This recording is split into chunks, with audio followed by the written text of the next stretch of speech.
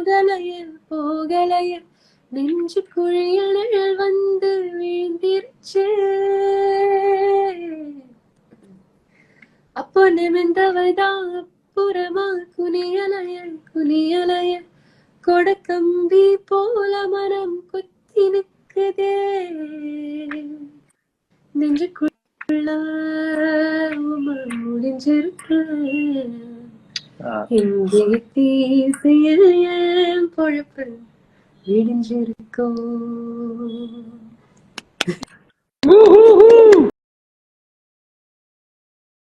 Every time Ottagatta Kettiga would come, I would dance around because that beat was like doing something to me. Yeah. So at this time, I was super young. I wasn't really aware of who, what. Right. Of course, Mukala Mukabla, that the song video and all when it used to come on TV, and this was like pre-YouTube, pre-anything, right? So when a music video comes on TV, you have to drop everything and just stay and watch. That's the only way. You can't watch at will. So every time this used to come, I would be like, what? And then we didn't have cable, so I hadn't heard any other music. Then through middle school or high school, my brother started buying these Bacardi Blast CDs, Grammy nominee CDs. These are all like mixtapes. Right. So then I heard U2, Moby, what do you call it? There was a song called No, I don't want your number, no. I don't want to give you mine, and no. And that, no scrubs, no. Was it Destiny's Child or TLC? I think it was Destiny's Child. I don't know. So Okay. all of that. Then I was like, whoa, what is this? That's how like I got introduced to Western music. Before that, my parents used to play ABBA and Bonnie M. It was cool, but it was not my jam. Okay. Then I heard like U2 and like, so this mixtape would be very crazy because there would be some rock song, there would be some R&B, pop, ellame kette. I was like, okay, these are like new sounds. And it sounded stylish and the way they were singing and all of that. Adhikapro, by the time I was in 11th or 12th is when I saw Popstar. And I was like, what? They were like getting this makeover and stuff, and they were like making these slick music videos. I was like, in the very it was so exciting because I was like, I think the way they did the reality show was very cool. And before that, like obviously everybody had crush on minimum one Backstreet Boy, and then minimum one person from Blue. One person from NSYNC, who's your favorite, like that. So then when there was a band from India, of course it was like so exciting, right? Adhikapram they did Asma, that also I followed, like pop stars too. Then I think SS Music had done Voice and One. And then they dropped that song, Malare, Malare, Tara Tara Tara. And I used to like little bit imitate every time Benny's bit would come when he sings the note, right? Then Suvi would be like inside the water and sing. I was like, wow, like so cool. And I think Praveen Mani did the music for that. Did the music. S5, wasn't that S5? Yeah. So it was such an exciting time. And then that's the time I think we were hearing Lucky Ali's music. We were hearing like Made in India. Shan was coming out of like music, and I think a lot of these songs, I think it was Magna Sound that was like behind. Now I'm like more aware of these things than back then. And then Adnan Sami, that Thodi Si To Lift Kara De, and then there was KK. Ab Ke Sawan Aise Barise Tara Tara Tara. But that song is a feeling. எப்போதுமே மழை வரும்போது அப்படியே போய் கொஞ்சம் பஜ்ஜி விட்டு கொஞ்சம் nice hot chai. I feel like they captured like 90s India so well. Yeah. So I don't know. Basically, this was my jam. Back mixed the sports, adidilla sutta fail. Ana where there was music, I felt like I belonged. Demo were like English songs. I mean, I had been writing in English, like very bluesy, R&B-ish kind of things. So then Rahman sir asked me, like, do you sing like Indian style vocals? I'm like, yes, I would love to. And then it was crazy because I didn't really realize, when we got into the studio, there was someone who looked almost exactly like Mani Ratnam sir. And I was like, and then somebody else came and they're like, Mani sir, this is. I'm like, oh, it is him, like that. It was like very freaky. So I didn't really realize, it was like very surreal, the whole thing. And then the song was just so beautiful. And I remember Rahman sir telling me, he was like, "This song is just pure, like love, like unadulterated love in like potent, just love." So he was like, that's the only thing. I feel like that's the core of the essence of the whole song, and I feel like he managed to. That's literally what he was trying to create. And he managed to extract that out of you, right? Yeah, and I think he's a magician with like just I feel like even people are like instruments, right? I feel Absolutely. like he's such a cool producer. Like, of course, I mean, I don't think that enough can be said about Rahman sir's like compositions, his arrangements, and all of this. But I feel such a cool producer because not just with sounds and the music production, but also knowing how to work with people. And sometimes even we would be surprised. Whoa, I didn't know I could do that. Yeah, like, you know. yeah. And I feel that's such a unique, such a special skill. Absolutely. And he is so good at knowing where other people can shine and then just making them shine in the best possible way. And I feel that comes from such an amazing place. It's like so much abundance, and genuinely, like I feel that infinite love mindset. And I feel like when everyone shines, like we all like shine brighter, right? Like I feel like there is so much genuine love behind that. Absolutely. Audience, it's so much of a one-on-one experience as well, right? So what is touring with Rahman sir like? I mean, it's surreal.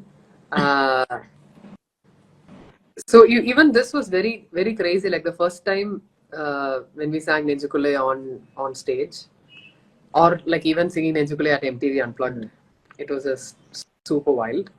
But singing, like, I was definitely not prepared to sing in front of like 50,000 people in Chennai. And then like first time I was even wearing in-ears. I didn't even have proper in-ears. அது எடுத்தா என்ன ஆகும்னே தெரியாது.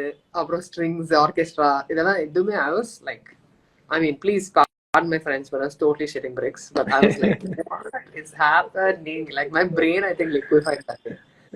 அப்புறம் people backstage were like, what? Literally like, all these massive, amazing singers, and everybody I was like, what, really? I'm supposed to go on stage and sing this? Like, it was nuts. So, I mean, I feel like it's just so supremely special, like on tour, like with Rahman, Rahman sir, to just hear him introduce me on stage, and I'm like, I don't think I can ever get over that. Like, I feel like I would be like, what? Did that Once more, please. And it's just so amazing to like, and every time when we performed Nenjukulla, and then when Rahman sir would go, yeah, la, la, la, la, la, la, la, I would be like, oh my god, I have to hold my heart so that it doesn't explode outside, because every time I'm like, oh my god, it's too much, and it's amazing. I'm trying to be more present. Number one, like making my bed, like not taking and like generally wherever I am, I feel like I like being there and not being on my phone, because I feel like, and then I decided to make this rule a few years ago that I will not take my phone to the dining table when I would eat, because especially for people who work at home, it's very difficult to like compartmentalize spaces. Then everything becomes everything, right? And then I feel like there's a certain sanctity to eating and being present and like just spending the time together. So I so value being at a table with other humans and just having a really good conversation. And even if it's a nice hot cup of coffee or like some snack or something, just enjoying that. Because I feel so I've been making conscious efforts to being way more present, like in the last few years, and it's been really good. I feel like I'm genuinely happy for those moments. And when I'm being in between, I think I went through this massive decluttering with things, with because I used to be like one everything everywhere all at once, Madhuri. So even now I sometimes feel like that, but I feel like intentionally being present with friends or like choosing or making more intentional choices has definitely helped me be more present wherever I am. And then if I'm able to do that, then I feel I'm able to cherish my conversations with people or the human beings, or I'm able to cherish the experience a lot more. Illati enga irundhalum engume illadha mari irukum. Like you could be in an amazing hill station or like amazing view, ana our mind is might be somewhere else. Anga irukradhe theriyadhu. We are not able to appreciate it. Like it can be some amazing cookies that some friend made, but if our mind is not there, then we are not able to enjoy those cookies, right? Like we are just like ஏதோ சாப்பிடுறோம், ஏதோ இருக்கோம், எங்கேயோ இருக்கோம், அந்த மாதிரி இல்லாம like I'm like, and I feel we are able to, we can savor so much more. Something new, they say the first so many hours are so frustrating because you suck at it, right? First guitar was fingers are not working. But then once you cross the threshold, then you like really start enjoying it. Like it's like a rite of passage. And I feel apparently they say it's painful because your neurons are forming new connections in your brain, and so it's physically painful, and it's like you feel like that feeling. But the more we like put ourselves in those situations, that means it's good because like we're growing, and it's that growing pains and all of that. So I feel like I feel like I don't know, if somebody would pay me to study, that would be my ideal profession, I think. Music is one of the things. Yeah, design is a huge component, and architecture seems to be like an extension of that. More with that. But the nicest thing about singing playback is it continuously puts me in places where I never imagined to sing from, in that perspective or in a production like that or with that kind of voice.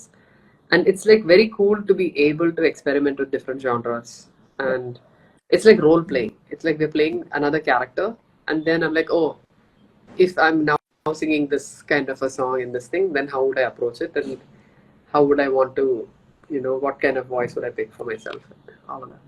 So I think that's a really cool thing about playback. Yeah, I think it's also about like trying to find it but not settling for it. Yeah, like constantly to be in search. Yeah, it's like for that one day maybe you're in a cowboy costume, like, because that's the role, right? So then you might as well commit to the role and then like actually try it out. Absolutely. But I mean, if it's something that's not up your ball game, yeah, then I think that's also, I think we might realize it. But then I think it gives us the opportunity to try different things. How to know different flavors. Yeah, exactly. So definitely moving the body more, getting some kind of exercise or steps and all of that, being like able to eat better or cook more at home. I've been thoroughly loving cooking. And when I cook, I also like listening to podcasts. So I feel like it's nice because then I like working with my hands. So then I'm like chopping things, doing things, and just and then I've also realized I never knew how to take power naps, but this has been a very recent introduction to my life, and it's such a huge, powerful thing, because I think chinna vayasula inga if we sleep during the day or like whatever, I feel culturally it's a thing where you're perceived as being lazy if you sleep, but actually speaking, it's so good for your brain. So in between, I was vocal practicing every day. More than vocal practice, I've realized up here, I need to take care of that way more, and like knowing how to just be, and all of these other things I feel are like way more important. Like I cannot stress at least the impact that it has had, because I feel like we also use the craft like quite a bit, that sometimes disengaging from that is also good. Because what happens is like it's not possible to not calculate, because then after a while, when you've used this tool for so long, then I think then it becomes like hyper. You might, I don't know, one might tend to hyperfixate on like a lot of these things. And I feel like sometimes when I don't, then it's almost like so much more potent when I choose to engage with it. It's like I can put those glasses on and be like, Right. do that. But at the same time, I know that it is good to do vocal practice and warm up, and like the trills and the runs, like all of that. I feel like definitely before concerts, because like the mechanics of singing live on stage is a whole other ballgame. So for that, I feel like those really help. But I think somehow, I don't know if this is bad advice. Less preparation is sometimes better preparation, I feel. No, I completely resonate with you. And practice so much can say this. Huh? Only a person who's practiced so much can say this, right? Like, it's not, it depends on who you're giving the advice to, isn't it? Would you agree? yeah, I think for Yeah. Shakti, I think her classical early training in classical music and all that has already set a certain level of foundation. I think the foundation is already there for Shakti, and I feel like, yeah, I think at a more, I don't want to call it advanced, but I would say at a more at a different level. I think, like she rightly said, the mind is a much bigger player than what your voice can do, because your voice is already in some way tuned and kind of, it understands. It's like muscle memory. It's there. It can do what it needs to do. But in your head, when the space is right, when you're kind of grounded and you are there, then you like how your mind opens up, the voice also opens up to a lot of possibilities. Like when you're free, when you're not thinking, when you're not planning, when you're not contemplating, when you're not like prepping up in that sense. It's like, okay, I'm going to do this. That anticipation is not there. And I think the voice just opens up and it flows. It's like it synchronizes with your mind, literally, and it just does everything that probably you can't even imagine, in that sense. It just some kind of magic happens. Like, I think I completely resonate when she said that you just move into a space where you just allow things to happen, and it's happening through you. So yeah, I think that's more like yeah, that's definitely beautiful. But I think until then, like I would say more as a fan of music, like she rightly put it, like when she's saying no, you are a great admirer of this art, and that's what. And as an admirer, you can't stop singing. Like, you're constantly singing, because you're just admiring. You're not like preparing. It's not like a preparation to sing. Yeah. It's just that you're soaking in the song. You're enjoying the song. You're just listening to it. You're just having fun with it. That is the real preparation that comes in handy. But when you don't really prepare. It's not like you practice a line like 10 times or something like that. It's just that you vibe with it, and then you just allow it to happen. Yeah. Yeah, something like that. Yeah, absolutely. Like, that's so awesome when you put it that way. And I've been feeling this more and more with so many things. Like, it's nice to be either a baby or a jazz musician. Anywhere in the middle is like you're screwed. So I feel like complete either not knowing the rules and just being totally driven by intuition, or like by feeling and like by heart.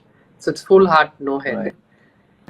Or like being able to be at a place where you know every rule in the book and any possible move in the game, and then you have complete disregard for any of the rules because you're like at a place where you've moved beyond all of that, and you consciously make the decision to like actively disengage. Yeah, which is also a great place to be. So I feel I err on the side of baby more. But until I can clock in the work to be able to cross over to the other side, but that's actually a lot of work. But I feel like I need to. Actually, it's good. This question is good, guys. Thanks. I need to practice more in life. I love the analogy, by the way. I'm gonna. Yeah, it's true, though, right? Absolutely, yeah. Yeah, because I think anywhere in the middle, I think we're caught between the head and the heart, and I feel like we are not really like. Then we are like doing this. I don't know. There is this little thing about prodigies and geniuses. Like a prodigy, like you rightly said, is the child. Like doesn't even know where the art came from. Why the prodigies just do have no clue why they are able to perform like that or sing like that. And then there is this transition that they'll have to make, into being a genius like a Balamurali Krishna, people like that, where you really convert that childlike thing into actual knowledge that doesn't scare you, but you kind of, I think a great guru or a great guide can help you with that, or maybe you can just be that for yourself. I don't know, but it's a beautiful transition. Not that I have done that, but I've seen a lot of great people go through that transition, and it's amazing, like how they come out from the other side, like you rightly said. Yeah, it's awesome. And there was this one gig where I'm sure you know Martin Visser, the saxophonist. He's like amazing, incredible, and we were featuring with another band. And just before he played a solo, Okay. he looked at me, and I don't know why he said this. And he said, the trick is to not take anything seriously. Wow. And I was like, what? And then he proceeded to play like a insanely good solo. I mean, it was so sick. And I was like, it was like this profound moment for me. And I'm like, what? Like that. So I've composed music before, like for my independent projects. Like I've written and produced my own music, but this is like a whole other level. Game. Whole other ball game altogether. So that has been a very exciting journey. But I feel I've always been very, very connected visually. But I feel it has always been the other way around. Making a piece of music and then imagining what it's like, or like, or when I would hear songs, I would always imagine visuals. Like, it's like a sort of synesthesia, I would say. Like I've always felt colors with songs, or like with chords and with sounds, and then like always would imagine visuals. And I absolutely love music videos. And this has been kind of the other way around, wherein like being able to see visuals or imagine a story and then like work backwards and kind of be like, what would be the colors of these emotions, or like these characters, and what are they going through, and all of that. So I feel like it has been really like the process of, I wouldn't say reverse engineering, just approaching it from two different sides has been like. So what is the project called? It's called. Does it have a name? It's called Test. Okay. Yeah. And where are we with it? Like very soon? Will we be listening to it? I don't know. I'm like fingers crossed. So how many songs have you completed? How many songs? Oh, I don't know. I don't know if I can share these details. Oh, I will let it be. I will let it be a secret, right. And I will let it be a suspense. Okay. No problem. But I'm very, very excited. And it's directed by Sashikant and produced by Why Not Studios.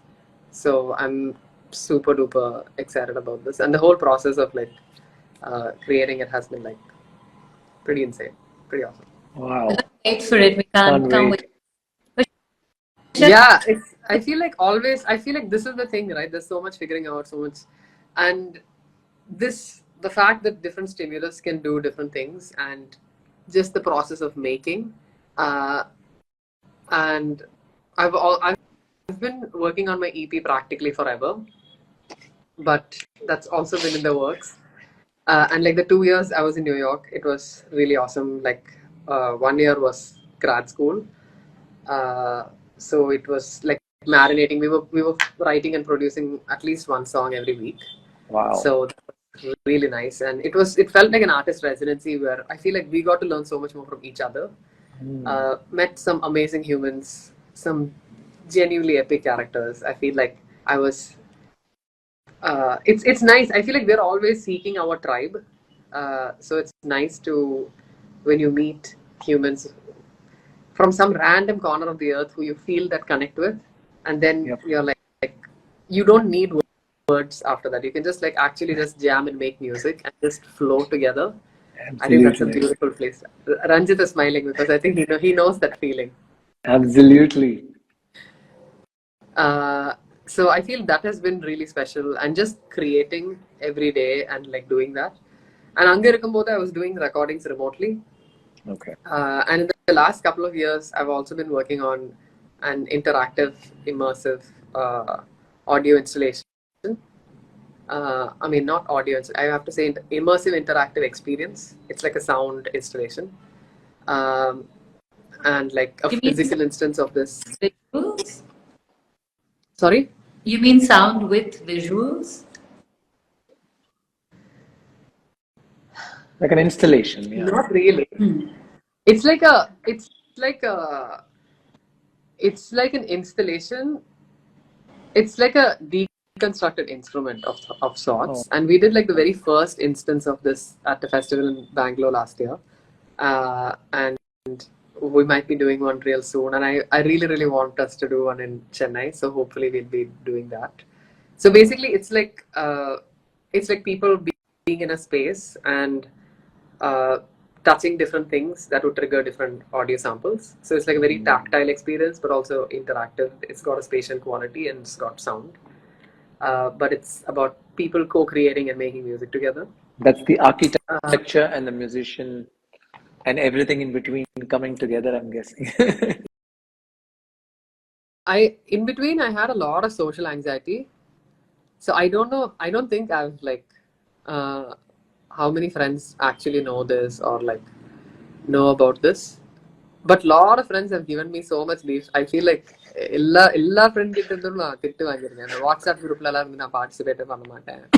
அப்புறம் group ஈவெண்ட்ஸ்க்கு எல்லாம் போக மாட்டேன். அப்புறம் like, oh, she thinks she's too cool for us. I'm like, bullshit. I'm like, I'll be like here dying with social anxiety, like not knowing how to handle it. Like, I'll be like, but I think it's difficult to explain because look at this. I come across as a very social person, right? So it's like very. How do you? And yeah, and to make it worse, I know I'm smiling now, but I would smile when I'm uncomfortable. So I don't think people would ever know, and I would make more jokes the more uncomfortable I got. Are you uncomfortable? No, I'm not. That's why I said I was like that. Other than the disclaimer, but I know I'm smiling right now.